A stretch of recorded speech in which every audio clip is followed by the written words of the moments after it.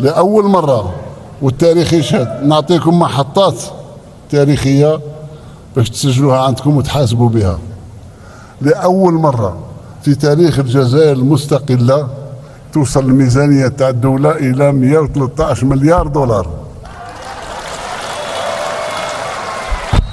ها الناس اللي كانوا يقولوا لكم ما عندناش الدراهم، ما عندناش الفلوس، ريح يريح ريح يريح بركة يريح دوك ريح ريح ريح ريح ريح الوقت راه يمشي ريح بالعقل برك. كاين خلصوا انت الشعب هنا برا، الشعب هنا برا، الشعب موراكم. سي حمدوس سي حمدوس مازال نزيد نرفع في الأجور، مازال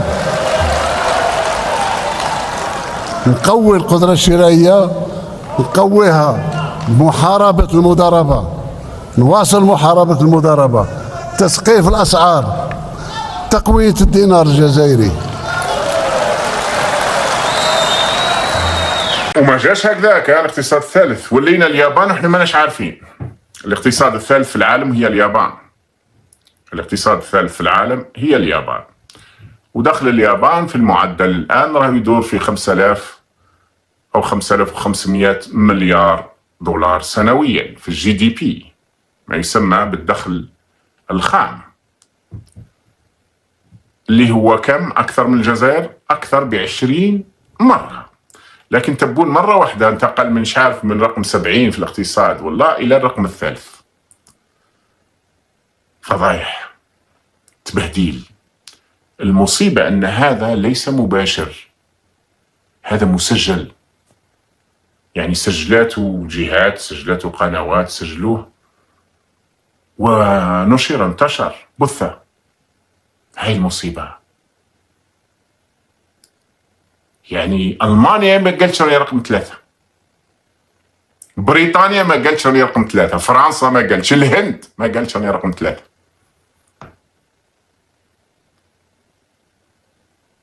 يخرج تبون يقول لك رانا الاقتصاد الثالث في العالم.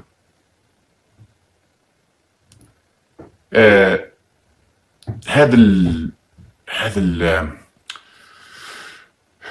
ربما يقول لك انسان او غلط، بالك يقول لك حنا في افريقيا. حتى في افريقيا راهي اكاذيب بالمناسبه، يعني كاش نهار نجيبها لكم بالتفصيل علاش اكاذيب.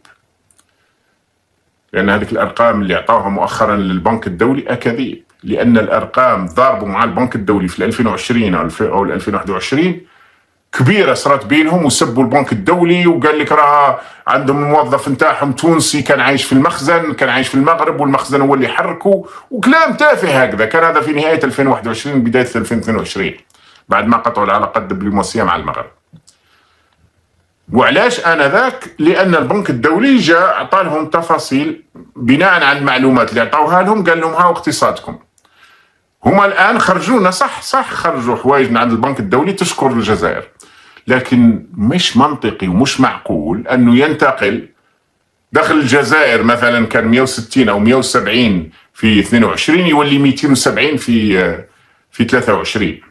مش معقول. 24 انا مازال ما كملتش، مش معقول. معناها يزيد بنص، بينما اللي عايشين في البلاد والناس اللي راحت والناس اللي تجي الاقتصاد راه ينهار، شركات راهي تنهار، الناس مش لاقيه خدمه، الاسعار راهي ترتفع. هذا الكلام تاع تبون وامثاله هو اللي يزيد الغضب نتاع الناس. البلاد بكل ما فيها.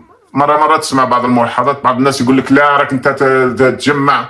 انا عارفين باللي كاين احياء، خاصة الاحياء نتاع المستوطنين هذون احياء جميلة وممتازة، لكن راهي الجزائر نتاع الان راهي اسوأ بكثير من جزائر الثمانينات على سبيل المثال، او حتى التسعينات، الجزء الاول على الاقل السنوات الاولى قبل ما تنتشر الحرب القذرة.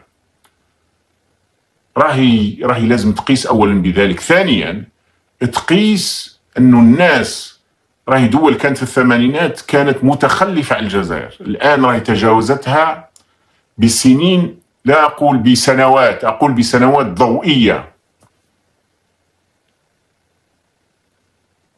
لكن بعض الناس طبعا معزة ولو طارت.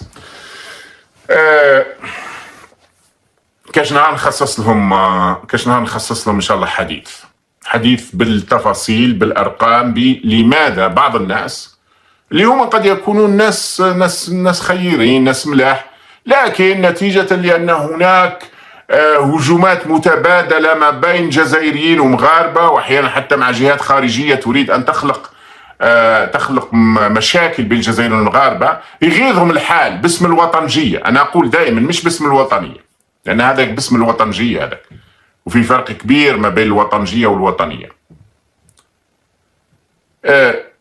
وش راه يقول هالسيد؟ وراهم مستشارين، وراهم الناس اللي راهم يخلصوا طبعا المستشارين تاعو يخلصوا 40 مليون 50 مليون، خلاف الشكاير اللي يدوهم، وخلاف لورو، وخلاف الامتيازات، وخلاف الغرف اللي عندهم في فنادق 5 نجوم، وخلاف الهدايا اللي تجيهم، هذو كاع ما نحكوش عليهم. لكن رسميا المستشارين تاع تبون ياخذوا في رتب كما الوزراء تقريبا، لان طلعوا لهم، لان واش داروا؟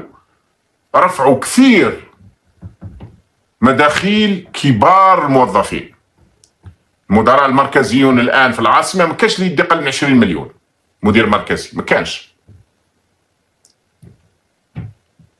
واذا كان بعضهم يشتغل، بعضهم ربما يروح يزور المكتب مرتين في الشهر.